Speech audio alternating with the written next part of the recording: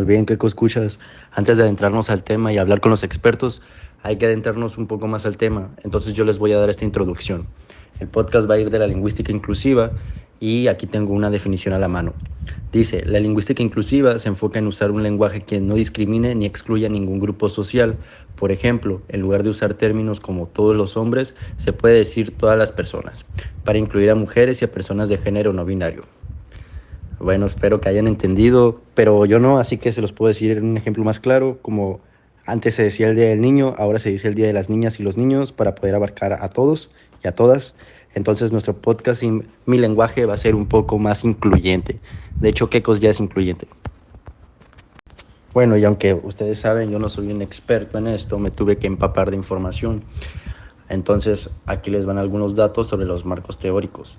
El marco teórico que desarrolla el lenguaje de Piaget, se centra en cómo los niños adquieren habilidades lingüísticas a través de etapas predefinidas, desde la etapa sensomotora hasta la etapa operativa formal. ¿Qué dije? Pues ¿qué no dije? La teoría del aprendizaje social de Bandura. Esta destaca la influencia del entorno social en el desarrollo del lenguaje, enfatizando en el papel, modelado y la imitación. La teoría del desarrollo del lenguaje de Chomsky. Se centra en la capacidad innata de los seres humanos como adquirir el lenguaje, así como en la gramática universal subyacente. La perspectiva sociocultural de Vygotsky, esta para mis compinches pedagogos, destaca la importancia del entorno sociocultural y la interacción social en el desarrollo del lenguaje, haciendo un hincapié en la zona del desarrollo próximo y el papel de mediación del adulto. Enfoque cognitivo-lingüístico de Brunner, que se centra en cómo los niños construyen su comprensión del lenguaje a través de procesos cognitivos como la categorización y conceptualización. Estos marcos teóricos ofrecen diferentes perspectivas sobre cómo se desarrollan las habilidades lingüísticas y discursivas a lo largo de la vida de una persona, integrando aspectos cognitivos, sociales y culturales. En este caso pude escuchar que no dije nada inclusivo, así que termino que todas y todos los marcos teóricos son súper importantes. Por otra parte, es necesario recalcar las características lingüísticas y pragmáticas del español en textos orales, ya que son diversas y dependen del contexto en el que se produzcan. Pero, sin embargo, hay varios aspectos comunes que se pueden destacar. Primeramente, por el lado de las características lingüísticas, se puede ver el predominio del canal auditivo. La lengua oral se caracteriza por utilizar sonidos para articularse y ser percibida mediante el oído. También está la comunicación espontánea. La comunicación oral se caracteriza por ser menos elaborada y natural, con menos posibilidades de corrección. Y la utilización de códigos no verbales, además de las estructuras gramaticales puramente verbales. En la lengua oral son de capital importancia otros factores como la entonación, el acento, las pausas, los gestos o la mímica, o simplemente la cara de la otra persona.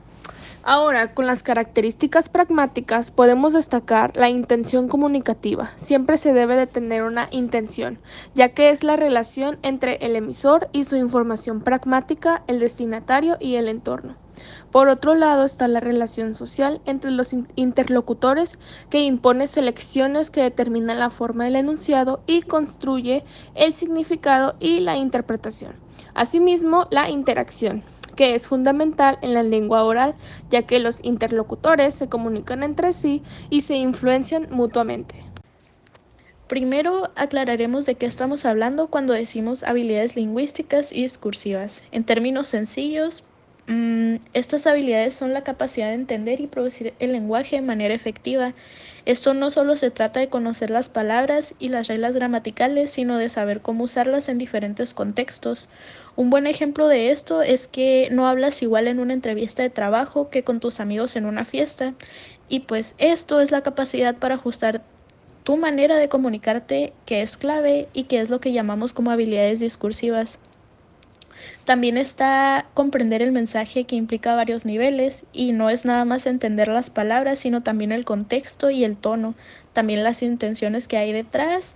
Y pues esto incluye el nivel literal, que es interpretar el significado básico de las palabras y las frases, el nivel inferencial, que es leer entre líneas, entender implícitos y suposiciones, y por último el nivel crítico, que es evaluar la validez del mensaje y sus intenciones. Ahora imagínate que estás leyendo una noticia, debes de entender los hechos, que es el nivel literal, percibir los tonos o posibles sesgos del autor, que es el nivel inferencial, y finalmente decidir si la información es fiable, que es el nivel crítico.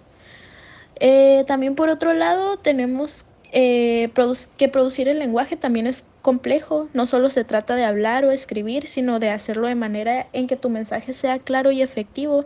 Y esto implica organizar tus ideas, o sea, tener un esquema claro de lo que quieres decir, elegir el lenguaje adecuado, que es usar las palabras y estructuras que se adapten a tu audiencia y al propósito. Y por último, adaptarse al contexto, que es ajustar tu forma de comunicación según la situación, ya sea formal o informal, oral o escrita. Y un buen ejemplo de esto es cómo redactas un correo electrónico profesional comparado a un mensaje que le envías a un amigo. Siguiendo, ahora le toca el punto a los géneros discursivos. ¿Qué son? Son categorías de la comunicación que agrupan diferentes tipos de discurso o texto según sus características o funciones sociales.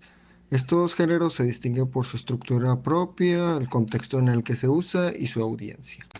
Los géneros discursivos se pueden clasificar en dos grandes categorías. Número 1. Géneros discursivos orales. En estos se pueden encontrar la conversación, diálogo informal entre dos o más personas, o puede también ser formal, entrevista, diálogo estructurado con fines específicos, discurso, es una exposición oral, el debate, interacción de argumentos entre una o más personas, clase o conferencia, presentación oral de información puede ser educativa. Número 2, discursos escritos. Estos pueden ser narrativos como el relato en novelas, cuentos o crónicas. Expositivo, un texto que presenta información variada. Argumentativo, texto que defiende una postura, un punto de vista. Descriptivo, texto que, como la misma palabra, describe personas, lugares, objetos o situaciones. Instructivo, puede ser texto que indica cómo realizar una tarea o un proceso. Epístola, comunicación a través de cartas. Otras características pueden ser los ejemplos de géneros discursivos específicos, que pueden ser de manera periodística, académica, literaria, administrativa o publicitaria en algunos casos. Muy interesante tu manera de entender los géneros discursivos, Jair. Ahora yo les hablaré sobre las características de esos mismos. Primeramente está el hablante o enunciador, el cual es el individuo que produce el enunciado y que tiene una intención comunicativa específica. El hablante utiliza ciertas herramientas lingüísticas para la elaboración del mensaje y su correcta interpretación por parte del receptor. Ahora está la singularidad. Los géneros discursivos son singulares en el sentido de que cada uno tiene características únicas que lo definen y lo distinguen de otros géneros. Y también está la pluralidad. Los géneros discursivos son plurales, ya que pueden incluir una variedad de estilos, temas y estructuras. Cada género discursivo puede tener diferentes variantes y subgéneros que se adaptan a diferentes contextos y situaciones comunicativas. Finalmente está la permeabilidad. Pueden influirse mutuamente y compartir características estos tipos de textos. Asimismo, pueden interactuar y fusionarse para crear nuevos géneros o subgéneros. En resumen, las habilidades lingüísticas y discursivas son fundamentales para nuestra comunicación diaria. Nos ayudan a entender y producir mensajes efectivos adaptándonos en diferentes contextos y situaciones. Los géneros discursivos nos proporcionan estructuras que facilitan esta tarea. Recuerda que la próxima vez que hables o escribas, piensa en tu audiencia, el contexto y el género que estás usando. Tu mensaje será mucho más claro y efectivo. Esto ha sido todo por hoy en Qué Cosa el Podcast. Esperemos que hayas aprendido algo nuevo sobre cómo mejorar tus habilidades comunicativas. No olvides suscribirte, dejarnos tus comentarios y sintonizarnos en el próximo episodio. ¡Hasta la próxima!